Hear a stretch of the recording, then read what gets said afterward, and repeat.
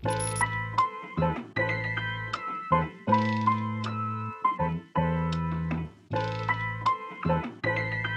must pay homage to him.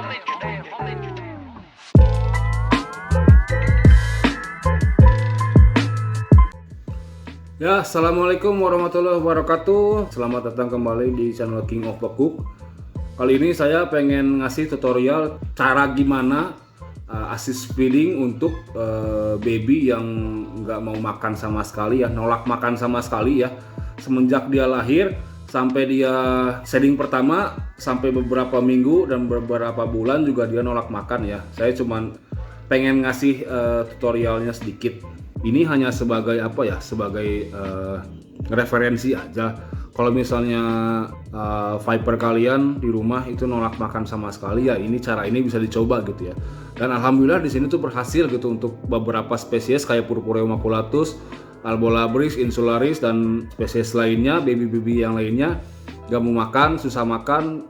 Akhirnya dengan cara ini ya kamu makan lah gitu. Dan cara ini harus dilakukan berulang-ulang gitu sampai dia akhirnya mau makan sendiri gitu. Pakannya sendiri usahakan disesuaikan dengan ukuran tubuh si ularnya. Jadi kita nggak bisa ngasih mangsa yang lebih besar daripada yang seharusnya porsi mereka. Tapi kita perkecil. Kayak di sini saya biasanya memakai kepala pinkies merah. Saya potong kepalanya dan kepalanya ini yang saya kasih gitu loh. Kita coba ya. Bismillahirrahmanirrahim.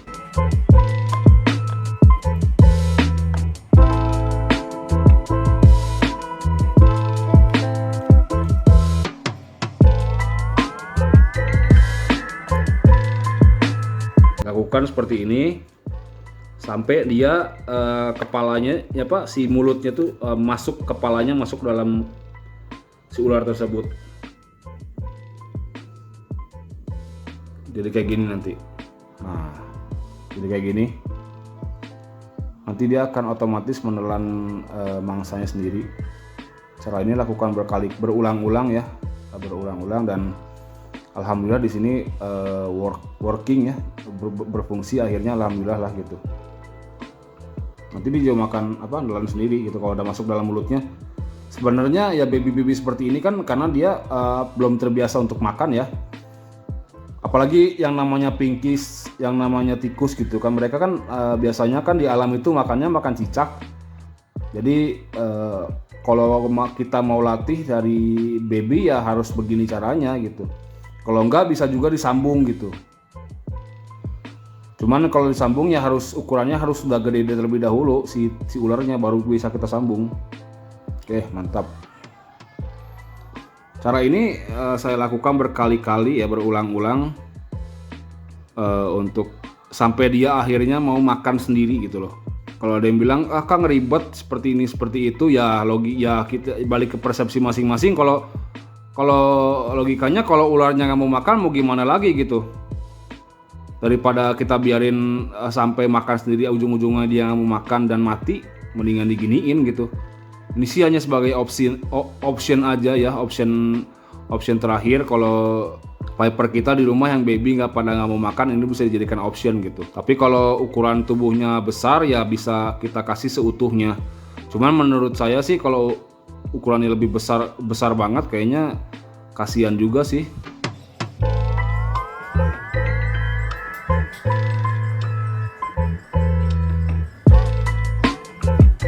Sebenarnya pinkies pinkies merah utuh juga masuk gitu. Cuman yang saya takutkan itu mereka nggak mau gitu, karena kan ya pinkies merah itu kan gede ya, lumayan gede. Yang saya takutkan itu mereka malah nolak makan itu, makanya saya lebih baik pakai kepalanya dulu baru saya pakai badannya gitu. Kalaupun dia mau lagi saya kasih badannya gitu. Jadi ya mau nggak mau sih kalau ngurus ular-ular yang mogok makan terus kayak susah makan, ya mau nggak mau ya harus benar-benar telaten kitanya gitu, lakukan berulang-ulang. Jadi nggak bisa instan, apalagi kalau kita mau switch dari cicak ke pinkies gitu, kita nggak bisa instan langsung jadi gitu. Nggak bisa langsung begitu hari minggu ini sih kita kasih cicak, minggu depan kita kasih pinkies, mereka cenderung nggak mau gitu. Nah kalau begitu sih saya simpelnya gini aja, kalau kalau pengen pengen bertukar dari cicak ke pinkies, saya lihat dulu ukurannya. Kalau misalnya si vipernya ini, si ularnya ini udah lumayan besar, saya sambung beberapa kali dan akhirnya dia sudah tahulah rasanya bagaimana enaknya daging pinkies. Akhirnya dia mau sendiri gitu makan pinkies dengan tanpa dibantu gitu. Ada option lain selain begini, dan ini saya bilang sangat gak direkomendasikan ya, karena pertama memicu stres dan tersendak lah kalau kita bilang ya. Nah, metodenya di force feed saya nggak merekomendasikan itu sih, karena kasihan juga ke ularnya. Kalau begini kan dia makannya kan sendiri gitu kan. Kalau force feed kan kita paksa buat si tikus itu masuk dalam perutnya gitu. Takutnya ketika kita masukin pakai benda yang tajam bisa nyangkut di organnya dan malah melukai organnya gitu. Saya sendiri di sini jujur nggak menerapkan yang namanya force feed gitu. Saya menerapkannya metode-metode seperti ini, kayak assist feeding, terus dibikin diprovokasi biar dia strike, terus biar yang penting si kepalanya ini masuk dulu ke dalam kerongkongannya, ke dalam mulutnya, baru kita lepas gitu. Masuk kan? Sebenarnya memang masuk, cuman ya saya takut dianya nolak atau segala macamnya. Mending step by step aja, kepala dulu baru badannya gitu loh.